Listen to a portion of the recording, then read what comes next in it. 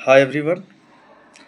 मैं आज बात करूंगा 72वीं बीपीएससी जो कि पीटी होने वाली है उसके बारे में।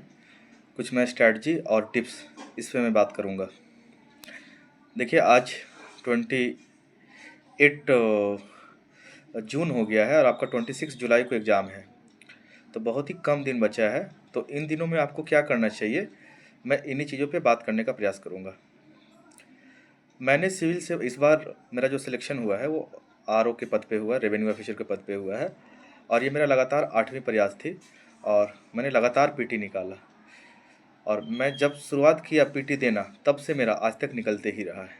तो मैं चाहता हूँ कि कुछ वैसे बात बताऊँ जिससे कि आपको भी मदद हो सके और जो 72nd बीपीएससी है उसमें आपकी आपको सफलता अवश्य प्राप्त हो।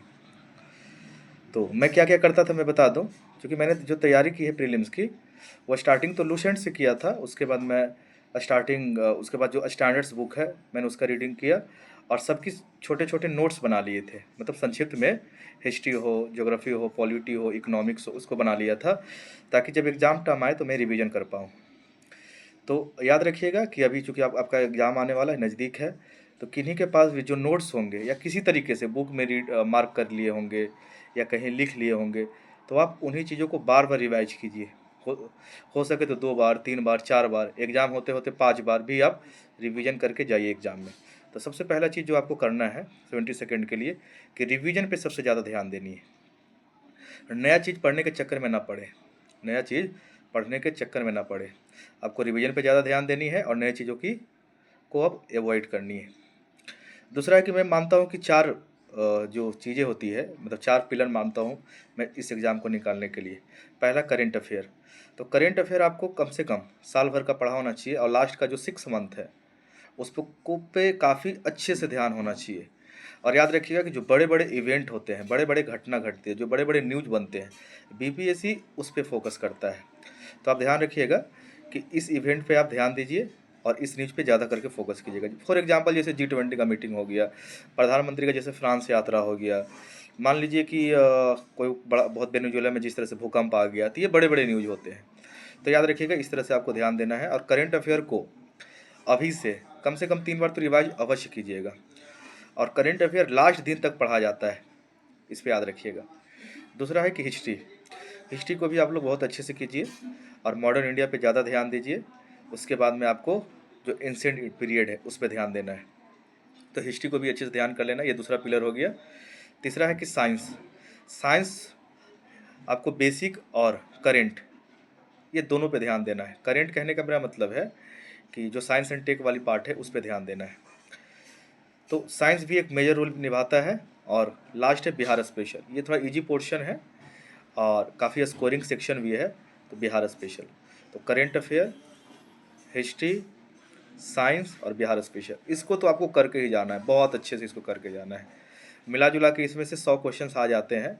यदि आप इसमें से 70-75 भी कर लेते हैं तो आपका सिलेक्शन का चांस बढ़ जाता है। बाकी का है मैथ्स और रीजनिंग, इसको डेली प्रैक्टिस कीजिए अभी से।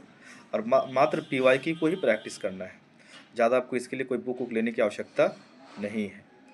इसके अलावा आप ज्योग्राफी को पढ़ सकते हैं क्योंकि वहाँ से भी 12 से 15 क्वेश्चंस आते हैं। फिर पॉलिटी है, इसको भी आपको ध्यान देना है। जहाँ तक इकोनॉमिक्स का बात है तो इकोनॉमिक्स आपका स्टैटिक्स नहीं आती है बिहार बीपीएससी में। और लूसेंट में कुछ की टर्म्स दिया हुआ है, यदि आप उसको पढ़ लेते तो वहाँ से हो जाएगा। और करंट अफेयर के अंतर्गत जो भी आती है इकोनॉमिक्स के खबरें, वो ज़्यादा इंपॉर्टेंट हो जाता है। तो इन चीज़ों पे आपको मुख्य रूप से ध्यान देना है, प्रीलिम्स को ध्यान में रख के, 72वीं को ध्यान में रख के। इसके अलावा बहुत सारे बच्चे टेस्ट सीरीज को लेकर भी सवाल पूछते हैं कि अब देना चाहिए कि नहीं। मुझे लगता है कि अब आपको टेस्ट सीरीज मतलब वो 2-4 और लगा लीजिए, मतलब 10-15 दिन पहले आपको टेस्ट सीरीज ख़त्म कर लेनी चाहिए। और आपके पास जो भी नोट्स है उसको बार बार रिवाइज करना है। अभी आप जो टेस्ट सीरीज लगा रहे हैं उस पर मुख्य रूप से जोर देना है कि आपका टाइम मैनेजमेंट कैसा है।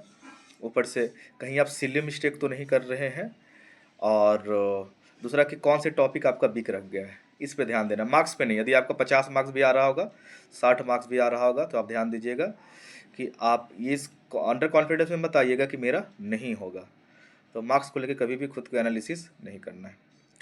इसके अलावा एक चीज़ मैं आप बोलना चाहूँगा कि प्रीलिम्स जो होती है वो नॉलेज के साथ साथ आपका कॉन्फिडेंस का मांग करती है। अब आने वाले टाइम में क्या होगा कि आपका जो कॉन्फिडेंस है वो धीरे धीरे गिरना शुरू हो जाएगा। इसका कारण होता है कि आप पहले भी फेल हो चुके होंगे, या ऐसा लगता होगा कि सिलेबस कंप्लीट नहीं हुआ, हार्ड हो गया है, पता नहीं क्या पूछ लिया जाएगा। तो यही सब सवाल आपके दिमाग में चलता रहेगा, जिससे आपका कॉन्फिडेंस गिरता चला जाएगा। ये मेरे साथ भी होता था, 8 बार हुआ, हर बार हुआ, लेकिन मेरा प्रीलिम्स निकला। तो याद रखिएगा, एक सिर्फ एक छद मतलब छलावा टाइप का होता है, आपको कॉन्फिडेंस को वो तोड़ने के लिए आता है। लेकिन आपको याद रखना कि ऐसा कुछ नहीं है, ये सब चीज़ें दिमाग में आएगी, ये स्वाभाविक चीज़ें हैं जो कि मन में उत्पन्न होती है। तो कॉन्फिडेंस को गिरने नहीं देना है, और हमेशा दिमाग को यही बार बार संदेश देना है कि मेरा इस बार प्रीलिम्स होगा, मेरा इस बार सिलेक्शन होगा, और मुझे फाइनल सिलेक्शन भी लेना है। तो अंडर कॉन्फिडेंस नहीं होइएगा, कॉन्फिडेंस गिरने नहीं दीजिएगा, याद रखिए। तो ऑफ कोर्स आपका सिलेक्शन होगा। और बार बार रिवाइज कीजिए, करेंट अफेयर पे ज़्यादा फोकस कीजिए, तो मुझे लगता है कि 72nd बीपीएससी हो जाएगा। मैंने इन्हीं स्ट्रेटजी को अपनाया था। और यदि किसी भी प्रकार का आप लोगों को और भी दिक्कत होता है तो आप लोग कमेंट में जाके पूछ सकते हैं, मैं उसका जवाब देने का कोशिश करूँगा। और टेलीग्राम पे लाइव भी सेशन रखूँगा, तो वहाँ भी आप लोग अपना सवाल पूछ सकते हैं। धन्यवाद।